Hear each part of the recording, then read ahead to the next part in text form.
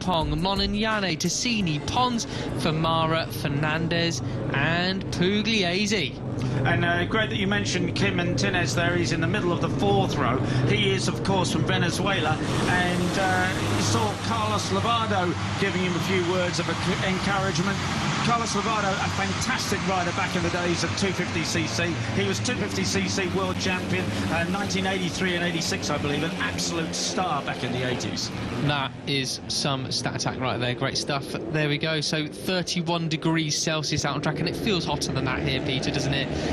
It's really grueling conditions for the riders there. Absolutely baking, isn't it? Yeah, it's. I mean, I apologise for my appearance in the pre-show because they were recorded at the end of the days, and I was decidedly at the end of the day's work, let's call it. I'll say no more than that. It's pretty grim, and I wasn't even riding.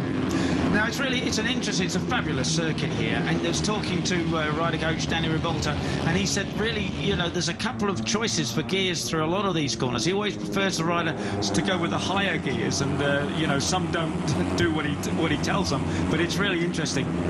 The other interesting thing is that after qualifying, not everybody was completely happy with their bike. I mean, Beda said, you know, I'm going to look at making some changes.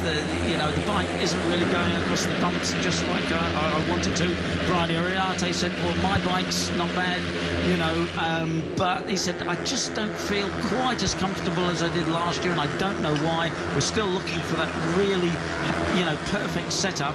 You know, things are not bad, but, you know, it's not perfect. And this is interesting to hear that from the front two guys on the grid. It's funny how you get to this point in the season, the riders start focusing on how they can change the bike and this and that, when actually one of the consistent things you guys tell them is just focus on yourself.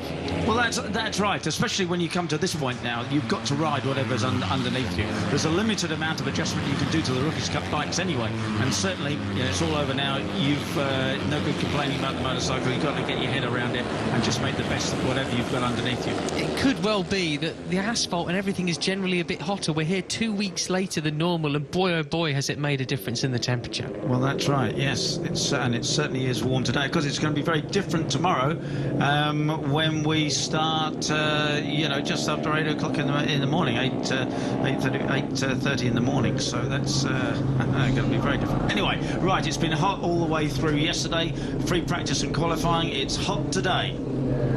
So there is the 54 of Ega Pratama, the 16-year-old Indonesian. He missed a few races, so he's down in 7th place in the cup points, but he's definitely a man to watch today. Oh, warm up. Guy, Christian Daniel getting psyched up there, isn't he? I absolutely love it. He is up